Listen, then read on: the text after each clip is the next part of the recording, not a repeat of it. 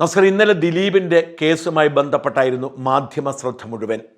ദിലീപിനെ വെറുതെ വിട്ടതോടുകൂടി മാധ്യമങ്ങൾ പൊട്ടിത്തെറിക്കുകയും ഞെട്ടിത്തെറിക്കുകയും ചെയ്തു.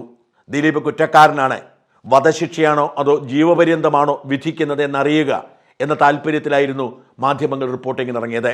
ഇരയ്ക്ക് നീതി തേടി കോടതിയിലേക്ക് പോകുന്നു എന്നൊക്കെയാണ് ചില റിപ്പോർട്ടർമാർ ഫേസ്ബുക്കിൽ രാവിലെ പോസ്റ്റ് ഇട്ടത്. എന്നിട്ട് നാട്ടുകാർ നീതി കിട്ടിയോ എന്ന് ചോദിച്ചപ്പോൾ ഇരയ്ക്കൊപ്പം അവൾക്കൊപ്പം എന്നൊക്കെ പറഞ്ഞ് ചിലർ ബഹളം വയ്ക്കുന്നുണ്ടായിരുന്നു. പക്ഷേ 8ാം പ്രതിയായ ദിലീപിനെ പൂർണ്ണമായും നിരപരാധി എന്ന് കണ്ട് കോടതി വിട്ടയച്ചതോടെ പലതരത്തിലുള്ള ചർച്ചകളും വ്യാഖ്യാനങ്ങളും സംവാദങ്ങളുമൊക്കെ രൂപപ്പെട്ടു. ആ ചർച്ചകൾക്കിടയിൽ ഇന്നലെ സുപ്രധാനമായൊരു വാർത്ത മുങ്ങിപ്പോയി.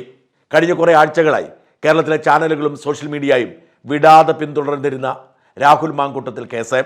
വാസ്തവത്തിൽ ഒരു സംഭവത്തിന് മേൽ നമ്മുടെ മാധ്യമങ്ങൾക്ക് ഇത്ര മാത്രമേ ആത്മാർത്ഥതയുള്ളൂ എന്ന് തിരിച്ചറിയുക.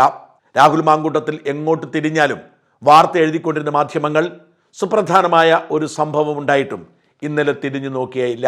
കാരണം രാഹുൽ മാങ്കൂട്ടത്തേക്കാൾ മാർക്കറ്റ് വാല്യൂ ദിലീപനായതുകൊണ്ട് അവരുടെ ശ്രദ്ധ മുഴുവൻ ദിലീപിന് പുറത്തായിരുന്നു.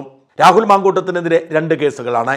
ആദ്യത്തെ പ്രധാനപ്പെട്ട കേസ് ഒരു യുവതിയെ വിവാഹ വാഗ്ദാനം നൽകി ലൈംഗികമായി പീഡിപ്പിച്ച് ഗർഭിണിയാക്കി അവരുടെ ഗർഭഛിദ്രം അവരുടെ സമ്മതമില്ലാതെ നടത്തി എന്നതാണ്. ആ കേസിലായിരുന്നു രാഹുൽ മാങ്കൂട്ടത്തിനെതിരെ വലിയ വിചാരണ നടന്നത്. ആ കേസിലാണ് രാഹുൽ മാങ്കൂട്ടത്തിൽ ഒളിവിൽ പോയത്. ഒടുവിൽ 10ാം ദിവസം രാഹുൽ മാങ്കൂട്ടത്തിൽ ബഹുമാനപ്പെട്ട കേരള ഹൈക്കോടതിയിൽ നിന്നും അറസ്റ്റ് തടഞ്ഞ് ഉത്തരവ് വാങ്ങിയിരിക്കുന്നു. ഈ വരുന്ന 15ാം തീയതി, അതായത് അടുത്ത തിങ്കളാഴ്ചയാണ് ബഹുമാനപ്പെട്ട കേരള ഹൈക്കോടതി ആ കേസിൽ വാദം കേൾക്കുന്നതും തീരുമാനമെടുക്കുന്നതും. അതുകൊണ്ട് ആ കേസിൽ, ആദ്യത്തെ കേസിൽ അടുത്ത തിങ്കളാഴ്ച വരെ രാഹുലിനെ അറസ്റ്റ് ചെയ്യാൻ പോലീസിന് സാധ്യമല്ല. പൊടുന്നനെയാണ് രാഹുലിനെതിരെയുള്ള 2ാമത്തെ കേസ് രൂപം കൊടുക്കുന്നത്. രാഹുലിന്റെ ജാമ്യഹർജി പരിഗണിക്കുന്ന തലേ ദിവസം വരെ പരാതിയിലായിരുന്നു യുവതി.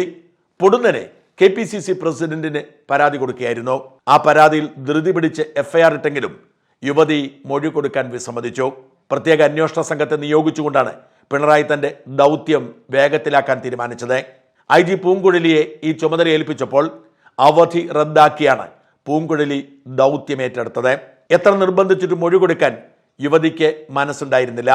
എന്നാൽ അതിശക്തമായ സമ്മർദ്ദമുണ്ടാവുകയും പ്രത്യേക അന്വേഷണ സംഘം ശക്തമായി ആവശ്യപ്പെടുകയും ചെയ്തതോടെ കഴിഞ്ഞ ദിവസം മനസ്സോടെ യുവതി മൊഴി കൊടുത്തു. ആ മൊഴിയുടെ അടിസ്ഥാനത്തിൽ ഇന്നലെ തിരുവനന്തപുരം അഡീഷണൽ സെഷൻസ് കോടതിയിൽ രാഹുൽ മാങ്കൂട്ടത്തിൽ കൊടുത്ത മുൻകൂർ ജാമ്യാപേക്ഷയെ എതിർക്കാനാണ് പ്രോസിക്യൂഷൻ എത്തിയത്. കോടതി ഏതാണ്ട് വിശദമായി തന്നെ വാദം കേട്ടു. ഇത് രാഷ്ട്രീയ പ്രേരിതമായ പരാതി അല്ല എന്ന് എങ്ങനെ പറയാൻ കഴിയും എന്നാണ് കോടതി ചോദിച്ചത്. എന്തുകൊണ്ടാണ് KPCC പ്രസിഡന്റിന് പരാതി കൊടുത്തത്? എന്തുകൊണ്ടാണ് ആദ്യ കേസിലെ ജാമ്യാപേക്ഷ പരിഗണിക്കുന്നതിന് തൊട്ടു മുമ്പ് പരാതി അയച്ചത്? എങ്ങനെയാണ് KPCC പ്രസിഡന്റ് പരാതിക്കാരനാവുന്നത്? തനിക്ക് ശ്വാസം മുട്ടുന്നു, താൻ മരിച്ചു പോകും എന്നൊക്കെ പറഞ്ഞപ്പോഴും രാഹുൽ ഒരു സാഡിസ്റ്റിനെ പോലെ ബലാത്സംഗം ചെയ്തു തുടങ്ങിയ ആരോപണം ഉന്നയിക്കുമ്പോഴും അതിന് പറ്റിയ തെളിവുകളൊന്നും കൈമാറിയിട്ടില്ല. എന്നാൽ രാഹുൽ മാങ്കൂട്ടത്തിൽ ഇങ്ങനെയൊരു യുവതിയെ തനിക്ക് അറിയത്തേയില്ല, അത് വെറുതെ കെട്ടിച്ചമച്ചതാണ് എന്ന നിലപാടാണ് എടുത്തത്. എന്നാൽ രാഹുലും ആ യുവതിയും തമ്മിലുള്ള ചില സ്ക്രീൻഷോട്ടുകൾ കോടതിയിൽ ഹാജരാക്കി. ആ സ്ക്രീൻഷോട്ടുകളും കെട്ടിച്ചമച്ചതാണ്, വ്യാജമായി ഉണ്ടാക്കിയതാണ് എന്ന നിലപാടായിരുന്നു രാഹുലിന്റെ അഭിഭാഷകൻ എടുത്തത്. ഇനി അഥവാ ആ സ്ക്രീൻഷോട്ടുകൾ വാസ്തവമാണെങ്കിൽ കൂടി ആ സ്ക്രീൻഷോട്ടുകൾ തന്നെ ഇത് ബലാത്സംഗമല്ല എന്നതിന് തെളിവല്ലേ എന്നാണ് അഭിഭാഷകൻ കോടതിയോട് ചോദിച്ചത്. മാത്രമല്ല, പത്തനംതിട്ടയിലെ ഏത് ഹോം സ്റ്റേയിൽ വെച്ചാണ് ബലാത്സംഗം നടന്നത്, എത്ര ദൂരം യാത്ര ചെയ്തു തുടങ്ങിയ ചോദ്യങ്ങളും കോടതിയിൽ ചോദിച്ചു. എന്തായാലും വിശദമായ വാദം കേട്ട് വിധി പറയുന്നതിന് വേണ്ടി കോടതി കേസ് മാറ്റി. 10ാം തീയതി, അതായത് ഇലക്ഷന് പിറ്റേന്ന് ബുധനാഴ്ച ആയിരിക്കും ഈ മുൻകൂർ ജാമ്യാപേക്ഷയിൽ തിരുവനന്തപുരം അഡീഷണൽ സെഷൻസ് ജഡ്ജ് വിധി പറയുന്നത്. ബുധനാഴ്ച വിധി പറയുന്നത് വരെ അറസ്റ്റ് ചെയ്യരുത് എന്ന് കോടതി ആവശ്യപ്പെട്ടിട്ടുണ്ട്. ഒരു കടുത്ത സ്റ്റെപ്പും എടുക്കരുത് എന്നാണ് കോടതിയുടെ നിർദ്ദേശം. ഫലത്തിൽ ആദ്യ കേസിൽ ഹൈക്കോടതി നോട്ട് അറസ്റ്റ് നൽകിയതുപോലെ തന്നെ 2ാമത്തെ കേസിൽ അഡീഷണൽ സെഷൻസ് കോടതിയും നോട്ട് അറസ്റ്റ് നൽകി. നാളെയായിരിക്കും ഈ കേസിൽ ജാമ്യമുണ്ടോ ഇല്ലയോ എന്ന് കോടതി പറയുക. ജാമ്യം നിഷേധിച്ചാൽ ഈ കേസിലും ഹൈക്കോടതിയിൽ അപ്പീലിന് പോവാം. ജാമ്യം അനുവദിച്ചാൽ തൽക്കാലം ആ കേസിന്റെ പ്രശ്നം പരിഹരിക്കപ്പെട്ടു. പിന്നെ അടുത്ത തിങ്കളാഴ്ച വരുന്ന ആദ്യ കേസിലെ ഹൈക്കോടതിയിലെ വിധിയാണ് നിർണായകം. ഈ കേസിൽ നാളെ ജാമ്യം കിട്ടിയാൽ പിന്നെ 15ാം തീയതി ഹൈക്കോടതി എന്തു പറയും എന്നതാണ് ഏറ്റവും പ്രധാനപ്പെട്ടത്. 2ാം കേസിൽ ജാമ്യം കിട്ടിയാൽ ഒളിവിൽ നിന്ന് പുറത്തു വരാൻ രാഹുൽ മാങ്കൂട്ടത്തിലിന് തടസ്സമൊന്നുമില്ല. എന്നാൽ അടുത്ത തിങ്കളാഴ്ചത്തെ ഹൈക്കോടതി വിധി വരെ ഇപ്പോഴത്തെ പോലെ തന്നെ ഒളിവിൽ തുടരാനാണ് രാഹുലിന്റെ തീരുമാനം. 2 കേസിലും പൂർണ്ണമായി ജാമ്യം ലഭിച്ചതിന് ശേഷം മാത്രമേ രാഹുൽ മാങ്കൂട്ടത്തിൽ പ്രത്യക്ഷപ്പെടും. IG പൂങ്കുഴലിയുടെ നേതൃത്വത്തിൽ പ്രത്യേക അന്വേഷണ സംഘത്തെ നിയോഗിച്ച് എങ്ങനെയെങ്കിലും രാഹുലിനെ കുടുക്കാൻ ശക്തമായ സമ്മർദ്ദം ചെലുത്തിയിട്ടും നിലനിൽക്കാത്ത കേസായി ഇത് മാറുമെന്ന് തന്നെയാണ് റിപ്പോർട്ടുകൾ. അതുകൊണ്ട് തന്നെ ഈ കേസിലെ ജാമ്യാപേക്ഷ നിർണായകമാണ്.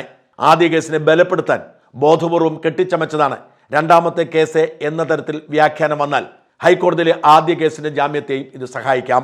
2 കേസിലും ജാമ്യം കിട്ടിയാൽ രാഹുൽ മാങ്കൂട്ടത്തിലിനെ 15-ാം തീയതിക്ക് ശേഷം ധൈര്യമായി പുറത്തു വന്ന് പൊതുപ്രവർത്തനം തുടരാം. കോൺഗ്രസ് പാർട്ടിയിൽ നിന്ന് പുറത്താക്കിയെങ്കിലും രാഹുലിന് പൊതുപ്രവർത്തനം തുടരുന്നതിനോ പാലക്കാട്ടെ MLA എന്ന നിലയിൽ ജനങ്ങൾക്കിടയിൽ പ്രവർത്തിക്കുന്നതിനോ തടസ്സമൊന്നുമില്ല.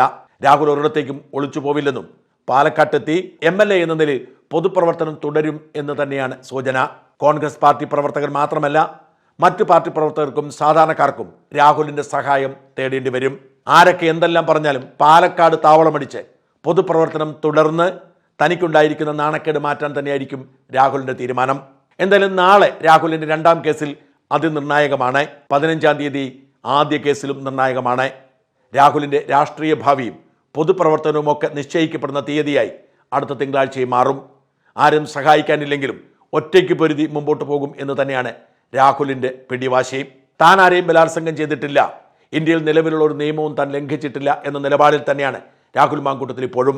പരസ്പര സമ്മതത്തോടെയുള്ള ബന്ധം അധാർമികമാണ് എന്ന് സമ്മതിക്കുമ്പോഴും നിയമത്തിന് മുൻപിൽ താൻ തെറ്റുകാരനല്ല എന്ന നിലപാടിൽ ഉറച്ച് പൊതുപ്രവർത്തകനായി ധൈര്യപൂർവ്വം മുമ്പോട്ട് പോകാൻ തന്നെയായിരിക്കും രാഹുലിന്റെ തീരുമാനം.